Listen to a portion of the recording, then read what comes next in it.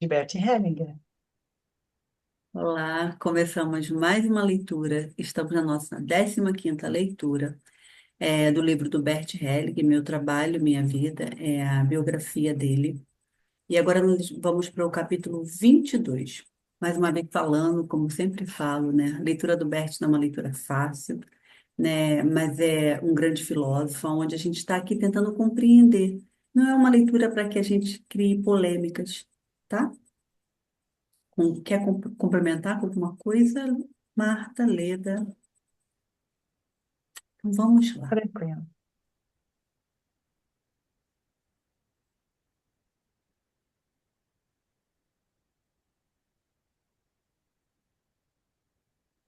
Capítulo 22. Tudo segue em frente. Tá quase um Almir Sater, né? Tocando em frente. Tudo segue em frente. Eu sempre disse, o que é eficaz acaba se impondo. Assim foi com a foi com a constelação familiar, apesar de todas as hostilidades.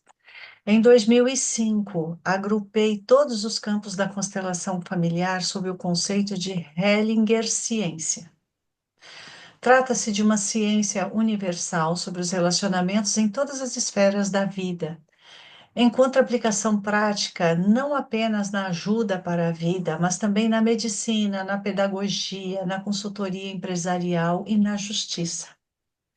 A instituição particular de ensino e formação CUDEC da Cidade do México, dirigida e presidida por Alfonso Malpica Cárdenas e sua esposa Angélica Malpica, é líder no campo da pedagogia. Essa instituição contém jardim de infância, todos os níveis escolares e uma universidade que está entre as mais importantes do país. A pedagogia Hellinger é empregada ou ensinada em todas as áreas. Os pais de alunos dessa instituição de ensino são obrigados a frequentar os eventos mensais, nos quais são incluídos na pedagogia aplicada. Essa pedagogia sistêmica mostra quais problemas podem ser atribuídos às questões como dificuldades de concentração, hiperatividade, dislexia, mas também depressão, psicose e consumo de álcool e drogas. As soluções para esses problemas estão nas histórias familiares dos alunos. Com efeito, as constelações mostram que tipo de amor une as crianças ao seu sistema familiar e como a lealdade a um membro da família pode influenciar o seu aprendizado. Nenhuma criança é problemática. O sistema é problemático quando algo na família está em desordem. A principal desordem em uma família ocorre quando alguém é excluído ou esquecido. O que faz então uma criança problemática? Olha para aqueles que foram excluídos. Assim que eles são vistos, a criança ela é libertada. Desse modo, observei, por exemplo, que as crianças agitadas que sofrem do transtorno do déficit de atenção com hiperatividade olham para um morto que não é visto pela família. Por isso, sempre digo a mesma frase que deixa todos surpresos: todas as crianças são boas. O fato de serem boas pode ser demonstrado em uma constelação familiar. Acrescentei outras palavras a essa frase. Seus pais também, quando eram crianças. Quando crianças, os pais também olharam com muita frequência para alguém, especialmente aqueles pais que consideramos problemáticos, são crianças que olham para pessoas excluídas. Muitas vezes não estão disponíveis para seus filhos, justamente porque olham para essa pessoa. O que acaba motivando essa situação? O fato de que aqueles que tiveram um lugar negado recuperam. Depois disso, todos respiram com alívio. Dou um exemplo a esse respeito. Certa vez fui procurado por um professor preocupado com crianças problemáticas que seriam expulsas da escola. Com muito amor e êxito, ele se esforçou para integrá-las. Certo dia ligou para mim e disse: Meu filho mais novo é tão agressivo que querem expulsá-lo da escola. O que devo fazer? Aqui se vê que mesmo quem tem muita experiência e fez muito bem aos outros pode estar entregue ao destino, porém não ao seu próprio, e sim àquele de outras pessoas na família. Eu disse ao homem que ele deveria vir com toda a sua família a um de meus cursos. Ele veio com uma mulher e seus dois filhos. O filho agressivo era o mais novo, com cerca de 14 anos. Desde meus tempos como professor na África, eu sabia lidar com meninos. Conhecia seu lado bom. No curso, a família sentou-se ao meu lado. Quando olhei para ela, logo vi que a mãe queria morrer. Por isso o filho era agressivo. Eu disse a ela: Quando olho para você, vejo que quer morrer. Ela respondeu: É verdade. Mas por que queria morrer? Obviamente, porque era uma criança boa. Não entrei diretamente no problema. Em vez disso, constelei primeiro sua mãe. Ela logo olhou para o chão, ou seja, para o morto. Perguntei à mulher: Para quem sua mãe está olhando? Ela quer ir até o morto, ela respondeu. Minha mãe tinha um namorado de quem gostava muito. Ele morreu em um acidente de automóvel. Em seguida, dispus um representante para esse namorado. Foi possível ver que havia um grande amor entre ela e o morto. Ele a puxou em sua direção. Ela foi até ele e ambos se abraçaram. Em seguida, o morto fechou os olhos e ficou satisfeito. A mãe da mulher voltou para seu lugar e respirou profundamente. Em seguida, coloquei a mulher diante da mãe e deixei que esta lhe dissesse: Agora vou ficar. A mulher sentiu-se muito feliz e ambas se abraçaram. Estava claro que antes queria morrer no lugar da mãe. Depois apoiou as costas nela e pareceu radiante. Constelei o filho diante dela e deixei que ela lhe dissesse: Agora vou ficar. E me alegro se você ficar. O filho enterneceu-se e aninhou-se na mãe. Assim, tudo estava em ordem. De repente, tornou-se uma criança amorosa. As crianças problemáticas são aquelas com o maior amor, só que muitas vezes não sabemos para onde estão olhando. Por isso, nas constelações também fica claro que um professor perde força quando olha apenas para o problema do aluno. No entanto, se olhar para o aluno e atrás dele enxergar seus pais, se considerar a história de sua família e as condições em que essa criança cresceu, estará em sintonia com o destino da criança e de sua família. Ao mesmo tempo, também poderá sentir e considerar seus próprios pais em seu passado e vincular-se à sua própria força.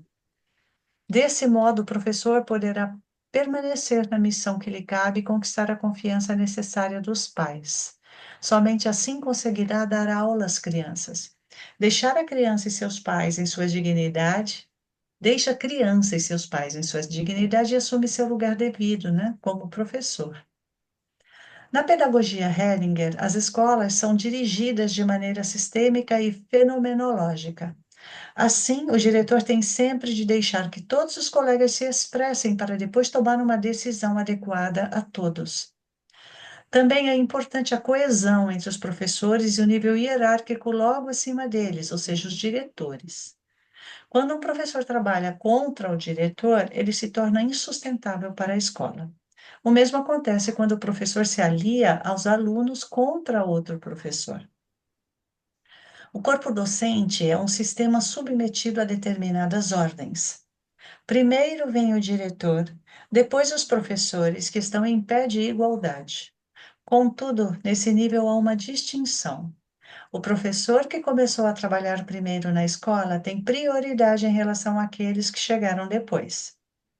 Muitas vezes, os professores novos querem mostrar aos antigos como as coisas devem ser feitas e o problema se instala.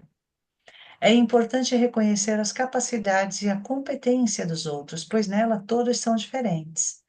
Quando se percebe que cada um é bom à sua maneira, mas ensina com sua habilidade especial, a harmonia pode reinar entre todos. Para evitar a temida síndrome do burnout, o professor tem de assumir o lugar que lhe cabe. Primeiro vem sempre os pais, depois os alunos e somente no fim o professor. A posição mais baixa é a mais segura para ele. Nela, ele tem a maior força. Somente então se cria a base necessária para a aula. Desse modo, o professor já não se sente sozinho, partilha o fardo, pode recuar um passo e continuar seu trabalho com alegria, pois o respeito mútuo é a base de uma boa educação. Veio uma ideia aqui, fazer uma observação. Quando eu estudei em colégio de freiras, os professores ficaram num tablado. Vocês pegaram isso?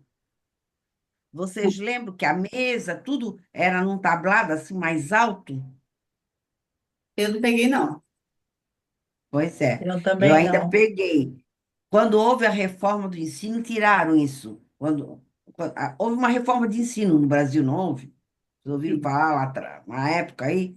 Então, quer dizer, já faz bastante tempo, uns 40 anos. Foi a primeira reforma do ensino. Aí tiraram, mas os professores ficavam assim, com a mesa, a cadeira em cima de um tablado. Era mais alto que todos. Ah, eu me lembro Olha de só. uma coisa assim, agora me veio isso. Tinha um altar, né? Assim, era algo mais alto. Acho que eu Era uma já madeira, vi. assim, E embaixo do quadro fosse um palco negro. mesmo, né? A cadeira era em cima. Acho que eu já vi isso algumas vezes. Não sei por que me veio isso. Naque, Eu é, não vivi isso, mas isso já me veio aqui agora. Tu deve ter visto Lilia, isso naquele filme dos Poetas Mortos, a Sociedade dos Poetas Mortos, o professor tinha um lugar desse, que ele também rompeu com isso na Inglaterra, né? mas olha, agora eu confesso que eu fiquei numa dúvida. Se você puder voltar um pouquinho, Lilia, porque agora eu vou falar pela minha experiência. Eu sempre vi o professor como uma autoridade. Eu sempre olhei para o professor de baixo para cima. E diretor na hierarquia, meus pais em casa, diretor na hierarquia, professor abaixo dele e nós alunos dizendo sim. Mas agora eu fiquei na dúvida quando tem aqui o último parágrafo. Para evitar a temida síndrome do burnout, o professor tem de assumir o lugar que lhe cabe, ok? Aqui vem a dúvida. Primeiro vem sempre os pais, depois os alunos e somente no fim o professor. Ou seja, a posição mais baixa é a mais segura para ele. Para ele, e o professor. Quando a gente, Isso, um exemplo, ele como professor, ele não pode fazer um- ele não pode fazer uma parceria com o aluno. Ele tem que ser parceiro do pai, dos pais, Hum. ok. entendeu? Mas Isso ele está como claro, isso professor. está claro. Ele como professor. Para a ordem dele, para ele nunca ter um burnout, não ter um estresse psicológico, um trabalho demais e nunca passar além, ele está sempre na terceira posição. Qual é a terceira posição dele? Primeiro a família, os pais, depois os alunos, depois ele. Nesse lugar ele tem força. Entendi, entendi. Porque nesse lugar de educador, ele é o educador ali, a responsabilidade. Se ele olhar a criança, que essa criança tem os pais e ela pertence a um sistema, ele se exime de um peso, justamente da autoridade que lhe querem dar e que é desequilibrada na sala de aula, porque ele só vai até a página 2. É isso. Ele vai E o que, respeitar o aluno, ele vai sim, respeitar o aluno. e o que acontece muito hoje é que uma inversão onde os pais delegam para o professor a autoridade da educação. Então, hoje em dia, eu acho que não tá, não sei, tá? Pouco que eu Está mais confuso ainda. não sei. Mas assim, eu vou tirar minha época, vou viver a minha época. Quando o professor falava, estava resolvido. Época dos meus Sim, filhos, nós pais queríamos que os filhos, não, que os professores fizessem daquela forma, que os nossos filhos tinham que ser intocáveis. Eu lembro disso. Eu lembro que algumas mães que estavam no colégio junto com os filhos no colégio comigo, eu não tinha briga, eu não sou pessoa de brigar. Mas era assim, elas queriam impor que os professores tinham que fazer algo Né? diante O da educação professor dos estava filhos. errado. Mediante a As educação pessoas dos filhos, né? Isso que você quer dizer aí, Martinha. Eu nunca consegui ver assim, entendeu? Acho que a educação vem dos pais e o colégio está ali sim, para dar o conhecimento. exato, exatamente. É como eu estou alinhada contigo nesse sentido, nessa visão. tá Uhum. bem confuso isso. Inclusive, isso acontece também em hospitais, doentes terminais, em que quem está cuidando, acompanhando, né, cuidados paliativos, quer se impor naquele processo terminal. Não pode, né? E tem um emaranhamento, né? A pessoa fica tão vinculada naquilo dali que acredita que chegou ali ontem, quer dizer, agora, né?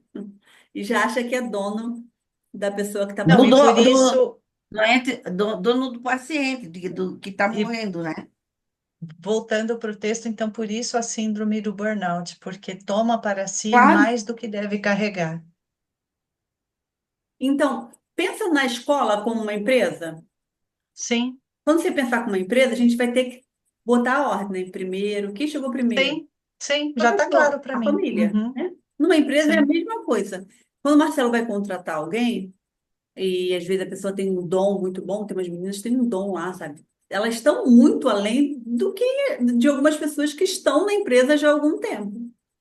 Falei, você precisa deixar uhum, elas se expressarem, todas se expressarem, né?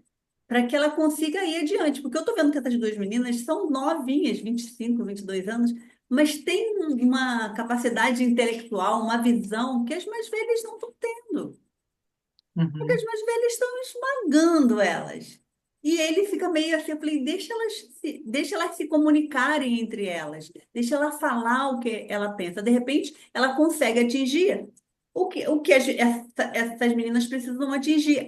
As mulheres que estão lá há mais tempo, que não conseguem fazer nada, e além, elas estão fechadinhas no mundo, sabe, confortável aquele espaço dela, sim, né?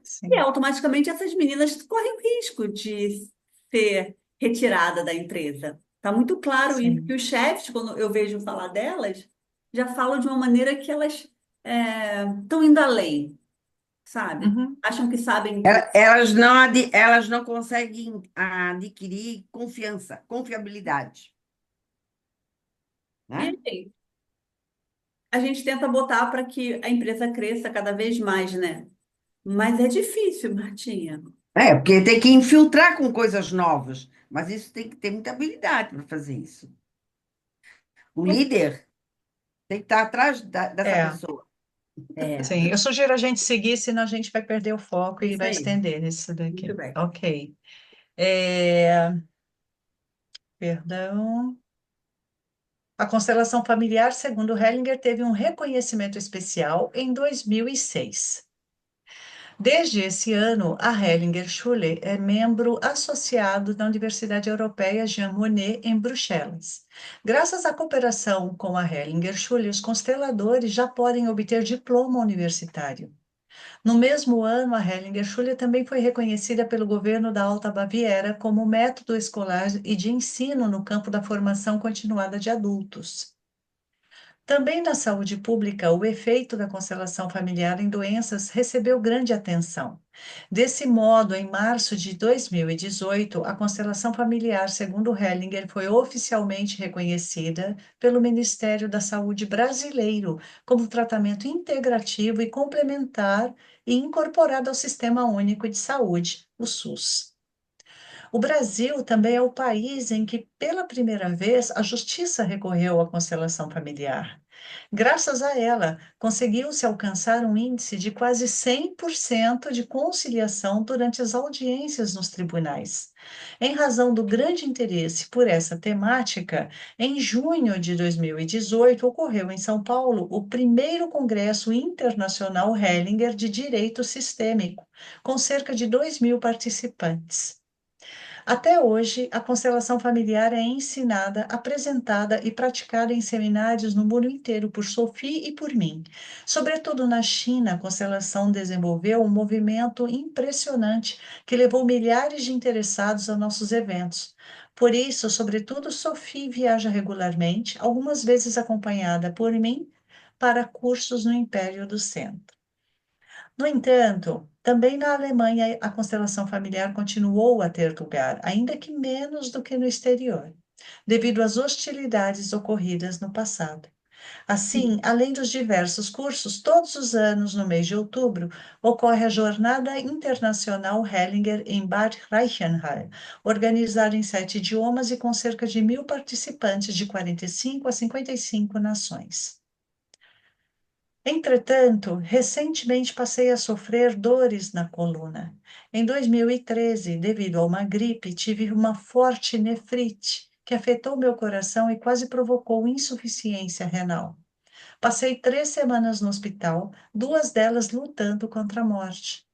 Nossa boa amiga Cristina Niederkofler, diretora da Hellinger Schule na Itália, viajou imediatamente para a Alemanha e, com minha esposa, ficou ao meu lado nesse difícil período. Com o intuito de auxiliar os médicos do hospital, minha Sophie fez vir da América do Sul um especialista da área de nefrologia. Quando voltei para casa, buscou assistência junto a diferentes médicos da China que me trataram com métodos da medicina tradicional chinesa. Assim, surpreendentemente, eu logo estava em pé de novo. O dia 26 de setembro de 2016 foi fatídico. Não longe de nossa casa, eu estava dirigindo e saí acidentalmente da rua, batendo a toda velocidade contra um muro. Fiquei vários dias internado na unidade de terapia intensiva, com fraturas no osso externo e em várias costelas, tendo uma delas causado um derrame pericárdico. Mais uma vez, Sophie chamou médicos da China e mais uma vez Cristina Niederkofler veio nos ver.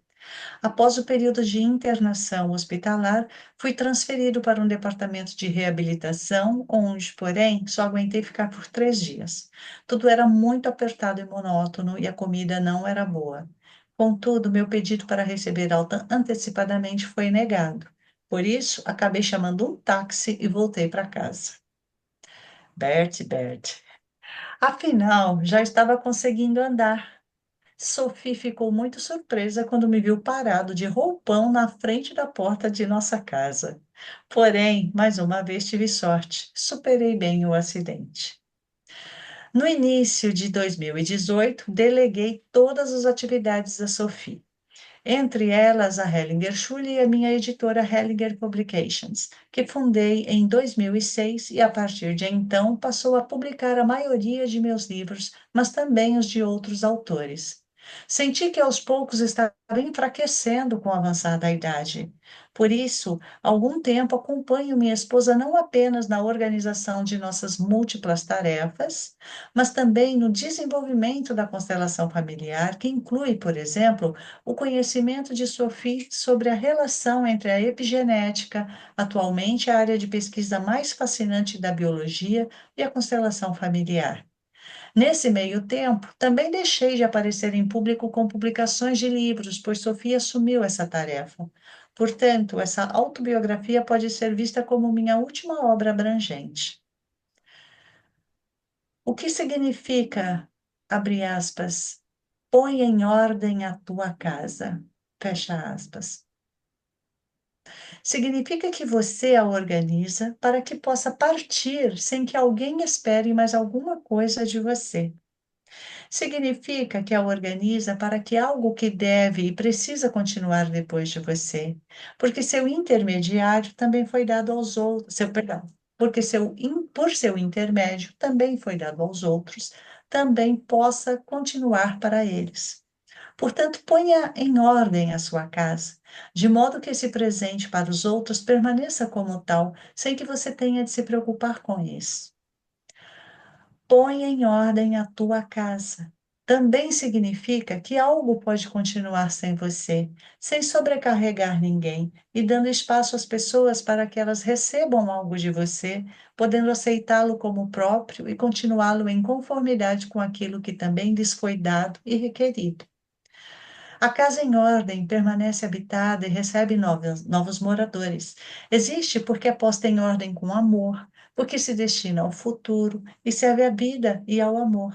É posta em ordem e fica pronta para o novo que virá. Quando faço uma retrospectiva da minha vida, sinto uma profunda alegria. Pude aproveitá-la em toda a sua plenitude. Pude ajudar milhões de pessoas no mundo inteiro com minha constelação familiar. Inclino-me perante essa graça com profunda humildade e perante a força que me foi concedida para escrever mais de 100 livros, traduzidos para 37 idiomas. Meu trabalho foi reconhecido em inúmeras homenagens, por exemplo, com a entrega da cidadania honorária da Cidade do México e do título de doutor honoris causa da Universidade de Colombo, do Sri Lanka, bem como da Universidade Quebec, no México. Também sou grato por isso. Também sinto que tive uma grande sorte por meu estado de saúde ter permitido, apesar da minha idade avançada, que eu acompanhasse minha esposa Sophie no desenvolvimento da constelação familiar. Mesmo tendo me retirado cada vez mais da vida pública para conceder-me a necessária tranquilidade, com um sorriso nos lábios, posso continuar vinculado ao novo como o velho. Assim, todo dia que me é concedido torna-se um presente. Que lindo Quem isso, tem em né? vista, maravilhoso, quem tem em vista o próprio fim, tem tempo. Quer e planeja apenas o que seu fim permite. Por isso, permanece perto do que está para acontecer naquele momento e lhe permite prever o fim. Em seguida, olha para o próximo momento. Desse modo, mantém uma visão geral sobre o que é previsto e possível para ele naquele momento. Mas meu fim ainda não chegou. Está diante dos meus olhos. Diante deles também está o tempo que me resta. É sobretudo a ele que se dirige o olhar. Diante do fim, o tempo que me resta torna-se precioso e essencial. Preencho-o em todos os sentidos. Para mim, ele se torna um tempo preenchido. Acima de tudo, durante esse período, não faço planos sobre como olhar para os limites impostos a ele. Permaneço no momento imediato e próximo, porém com toda a energia, sem desperdiçá-la com coisas secundárias. Se também anseio pelo fim, tenho o direito de ansiar por ele. O que aconteceria então com o tempo que me foi dado? Ainda o tenho? Ainda o recebo? O que acontece quando o fim desejado e temido por mim se deixa esperar? Quando ele finalmente chega, é um fim pleno que vem ao final do tempo plenamente vivido? Portanto, olho para o fim sem ter de me dirigir até ele. Ele vem por conta própria. Não o tem, ele vem primeiro. Algo diferente acontece com o tempo que ainda me resta. Tenho-o agora e plenamente. Muito lindo isso. Não o temo, mas não vou até ele. Adorei. Isso devia nos acompanhar cada dia da nossa vida. Porque aí a gente mediria cada passo que a gente dá. É, vou pensar nisso bem hoje. Vamos, 23. Perdão? vamos continuar? A pergunta. Sim. O futuro. Qual a última coisa que vem antes da chegada do fim? Uma dor? Uma centelha de esperança? Uma revolta? Uma dança? A última coisa se anuncia ou aparece de repente? Espera por muito tempo ou pega minha mão em um segundo e impede que eu siga meu caminho? Submeto-me a ela, não importa como me toque e pelo tempo que for. Espero por ela sem esperar. Meu olhar e minha vontade são atraídos por outra coisa que me toca direta e temporariamente, como se eu tivesse tempo. Contudo, seja quem ou o que for essa última coisa nesse período, permanece oculta para mim enquanto estiver presente. Tudo o que a precede é superado por ela. Estarei pronto quando essa última coisa chegar? Ou serei surpreendido? Ela não precisa chegar, está sempre perto de mim, sem se mostrar. É uma acompanhante. Segue comigo aonde vou, a um braço de distância, sem me tocar. Quando me toca, começa a passagem, longa ou curta. Se eu já souber muito antes a respeito da última coisa, se mesmo sem vê-la já a tiver vivenciado de maneira intuitiva em diversas situações, como amiga e ajudante, não me afastarei muito dela em tudo o que fizer. Estou familiarizado com ela. Como decorre minha vida? De maneira tranquila, com uma paz concentrada que sempre vem ao meu encontro. Participo menos da vida plena? ou participo dela de maneira mais abrangente, mais concentrada, essencial, ampla, atenta, voltada a tudo, independentemente do modo como ela se apresentar a mim. Desde o início, em tudo percebo também o seu fim, sem me deixar desviar daquilo que está à minha frente. Nesse momento, aceito-o em sua plenitude.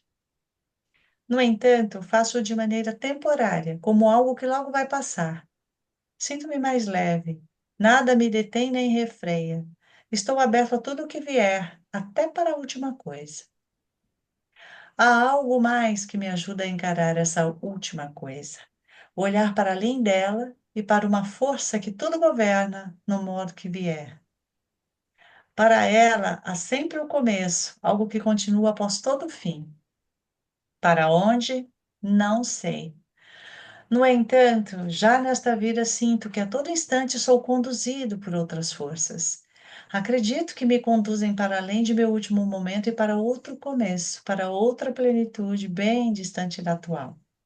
Em harmonia com essa nova plenitude, estou aberto para meu último momento nesta vida, sabendo que ele me leva para outro lugar que eu não imagino qual seja. A morte sempre vem no momento oportuno, seja porque não há lugar para nós neste mundo, seja porque nosso tempo expirou e cumprimos nossa missão, seja porque chegou o momento de dar lugar a outras pessoas. Assim, por meio da morte, somos levados de volta à base primordial, a partir da qual a vida se ergue e na qual tornamos a afundar. A própria base primordial é preservada para nós ao longo da vida. Nela se fundamenta tudo o que ocorre e se torna possível em nossa vida, e nela permanece preservado o que acontece e depois passa. Portanto, quem torna a afundar na base primordial não perde nada, e quem vive por mais tempo não ganha mais no final do que os que morreram precocemente. Assim, aquele que durante a vida lança raízes na base primordial torna-se uno com o começo e o fim, e do mesmo modo com aqueles que foram, que virão e que são. Passado e futuro concentram-se em sua vida, assim como também repousam e permanecem concentrados na base primordial. A base primordial, como começo e fim, obriga aqueles que agora veem sua vida como única e máxima coisa a se lembrarem de seus limites, uma vez que, pelo destino ou por alguma enfermidade, ela os conduz a esses limites e a refletir sobre ela própria e sobre o que permanece. Em seguida, a morte também aparece em nosso campo de visão, mas não nos assusta, pois não olhamos diretamente para ela, e sim para a base primordial ao qual ela serve. Vida e morte são idênticas, pois em ambas estamos em harmonia com o que permanece. Por essa razão, viver na presença da morte é viver na presença da despedida. Contudo, essa despedida não é uma perda, e sim uma antecipação da plenitude que está por vir. Além disso, possibilita o futuro. Também podemos dizer que nos conduz de volta ao começo, assim como a morte. Nesse sentido, tudo é igual. Conseguimos nos despedir quando celebramos o todo, vida e morte, ir e vir, passar e permanecer como um cântico de louvor. Gente, esse capítulo é um poema. Poema. Eu estou na Uhum. segunda leitura desse livro e parece que eu nunca tinha visto isso. Verdade. Concordo. E É que nem uma poesia. Uma é, poesia, tu lê 300 vezes, ela é sempre uma nova poesia.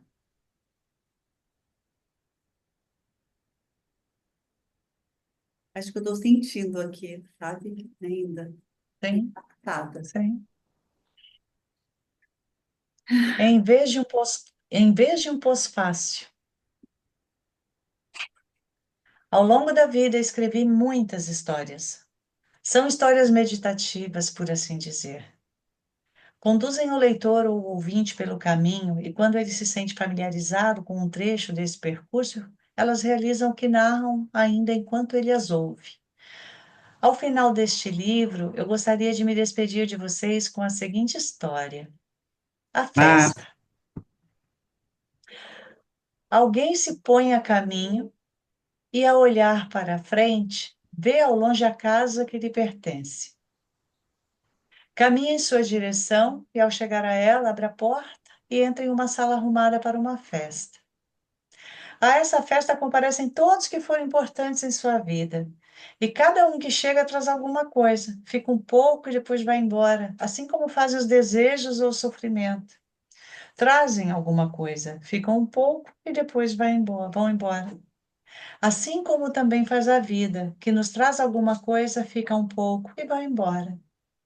Portanto, todos comparecem à festa, cada um com um presente especial, pelo qual pagou o preço integral, seja ele qual for.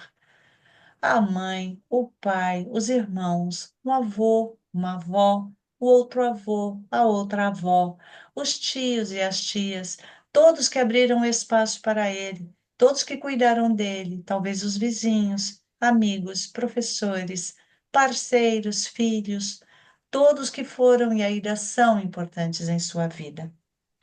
Após a festa, a pessoa se vê com os muitos presentes que ganhou e na companhia apenas daqueles convidados para os quais não há inconveniente em permanecer mais um pouco. Em seguida, vai até a janela e olha para fora, vê as casas e sabe que um dia também nelas haverá uma festa a qual irá. Levará uma lembrança, ficará um pouco, depois partirá. Nós também estivemos em uma festa, trouxemos e levamos uma lembrança, ficamos e partimos. Como? Plenos e ricos.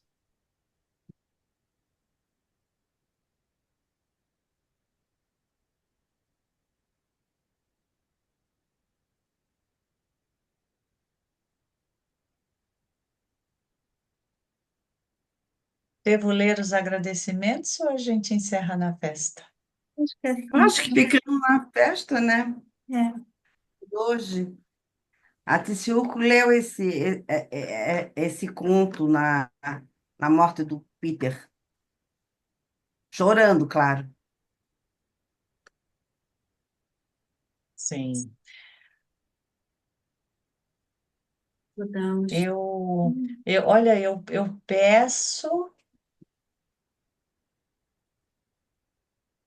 peço a quem esteja em cima, seja o que for, que me dê essa sabedoria de chegar no fim da minha jornada aqui nessa terra com essa plenitude em forma de palavras que ele escreveu, que ele colocou. Porque se ele internamente sentiu isso que ele pôs no papel, e acredito que sim, porque o papel vem daqui principalmente, vem do coração, é admirável, admirável. É, eu acho ele incrível. Eu sou uma fã de carteirinha do Bert já. A serenidade. E eu vejo o Papa morrendo assim Papa também. Francisco, eu acho que esse Nós capítulo não estamos foi ao vivendo acaso. isso. Eu acho que Não é? esse nosso livro, É, esse acabar bem dentro do sim, contexto, assim, está sim. perfeito, tá Eu, tudo muito perfeito.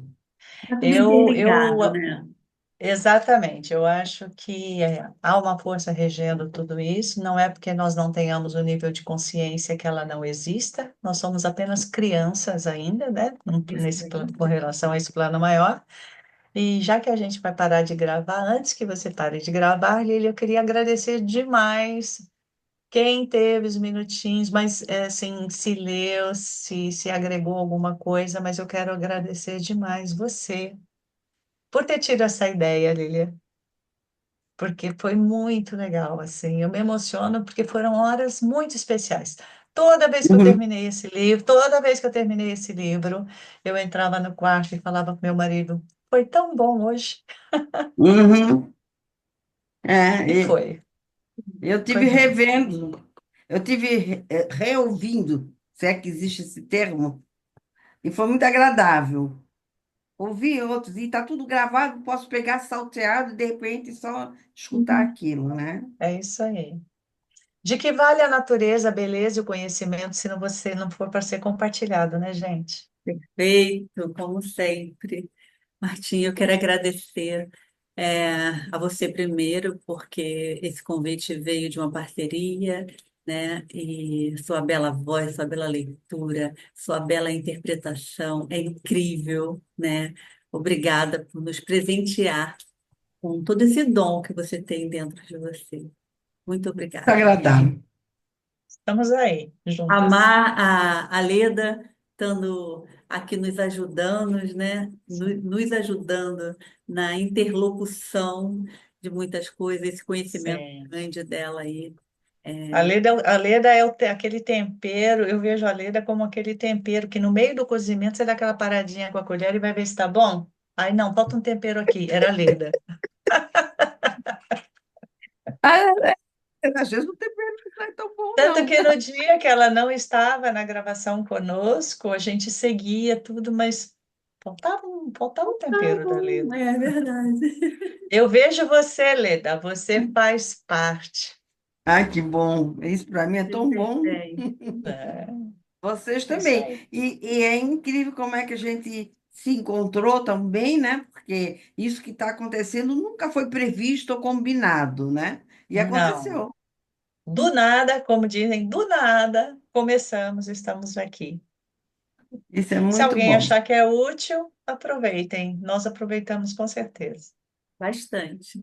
Eu vou depois É bater isso aí. foto e mandar para vocês um poema do meu primeiro livro que fala dos momentos, que tem a ver com esse contexto, mas para vocês lerem depois de dormirem, que, que nem a Vasalisa dorme, acorda, que amanhã vem outra resposta. Sim, com certeza. Manda sim. Tá ótimo. Então, terminamos Tá? Aí nosso depois a gente livro, continua aí. né? Hoje, aqui, essa leitura. E que posso estar trazendo, abrindo muitos caminhos para muitas pessoas, né? Que as pessoas que às vezes não têm tempo de ficar lendo, né? Coloca o fonezinho, vai escutando com essa bela voz aí. Aproveita o trânsito. Quando parar, quando você estiver, ainda mais uma cidade. Eu falo pelo Rio de Janeiro, tem um trânsito mais difícil do que São Paulo. É um momento que você está ali, você não tem o que fazer, assim, aproveita para dar uma relaxada na sua cabeça, muda a energia.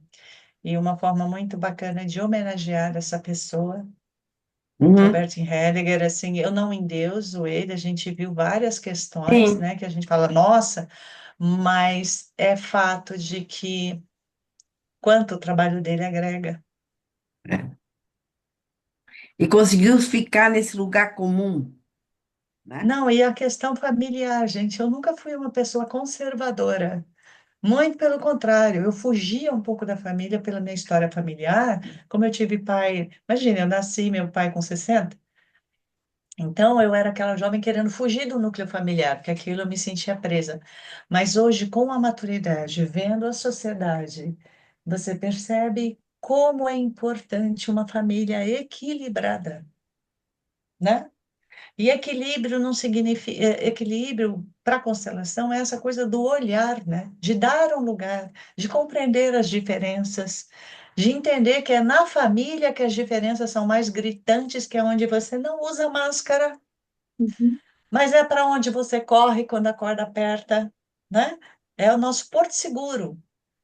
Tá tudo na Então, família, né? a Tá tudo. sociedade está muito, precisa cada vez mais desse olhar carinhoso para a família. E o Bert trouxe isso. A Sou muito família é a grata. base, né? A gente precisa. É, mas não é essa família sagrada que crio, cheia de, né, de alegoria, não.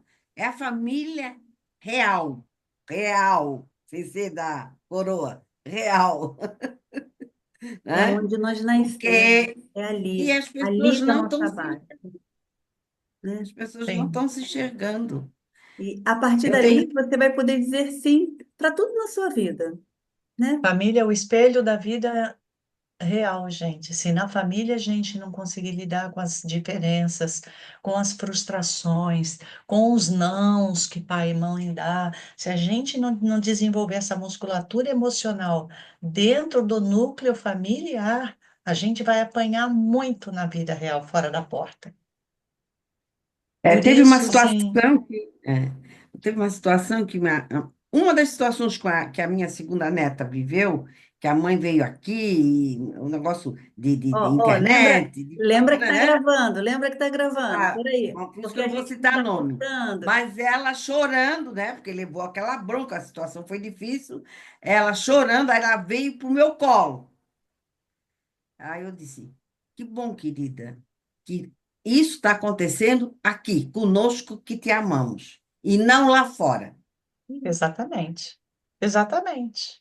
Perfeito. É isso, né? É Exatamente. família, né? Ouvi muito do meu pai. Aprenda aqui dentro, porque lá fora não tem teste. Lá fora é Quando a gente real. tem esse acolhimento na família para poder errar. Uhum. É Ter isso um aí, lugar que gente. a gente possa errar é muito bom, né? É muito bom, essa é a É, realidade. contanto que a gente aprenda com os erros Com os também, não erros, fique é isso, insistindo temos nela, que dar porque se eu for, isso. eu não sou mãe, mas se eu tivesse um filho que ficar só errando, errando, errando, minha paciência Porque também ia ter. o mundo está muito perverso. Então, ter um lugar que a gente possa errar. Sim, É um lugar sim, seguro. Eu falo que sim. nós erramos É, muito, com certeza ainda sim, vamos errar muito pela frente, né? sim. Eu estou Mas percebendo isso. que Ó, a gente perdão, possa ter uma perdão. maturidade, né? De poder Sim. compreender que alguns lugares a gente pode estar e outros não. Sim, sim. Estou percebendo isso também através da minha enteada, ao longo de nossas conversas. Eu trouxe quanto estava sendo desafiador o desenvolvimento dela. E recentemente eu tenho percebido assim: ah, vamos passear de barco? Vamos. Quem vai? Falei, ah, só vai ali fulano, fulano, fulano. A fala dela: ótimo, um momento para nós da família. Eu pensei: uau, Que lindo, né? uau! Diz muito, né? O Claro valor, que né? sim. É isso aí, Então vamos gente. terminar assim. Vamos, uma Nós ótima vemos noite. todos vocês que vão passar ainda por aí. Uma ótima noite e vamos dormir com a nossa companheira, né? Como é que é? Ela está aqui, mas não vamos até ela, não. Ela vai chegar na hora que tiver que É chegar. isso. Amando-se a 1 metro de distância. A 1 metro de distância, mas tá, tô te Tá aqui, vendo, tô e te vendo, justamente um porque eu te braço. vejo, É, justamente porque eu tô te vendo que eu tô me cuidando. Por aí. exatamente, Um beijo. exatamente. Beijo, Fiquem com beijo. Deus.